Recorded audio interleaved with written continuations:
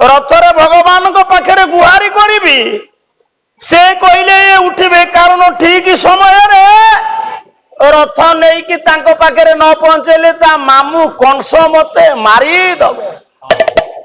ରଥ ଆଗରେ ପଣ୍ଡିତେ ଯେତେବେଳେ ଆଣ୍ଠୁ ମାରି ହାତ ଯୋଡି ଚାହିଁ ଦିଅନ୍ତି, ମଉସା ଦେଖିଲେ ରଥରେ ଯୋଉ କୃଷ୍ଣକୁ ବସାଇଥିଲେ ୟାପୁର ସେ କୃଷ୍ଣ ଆଉ ନାହାନ୍ତି।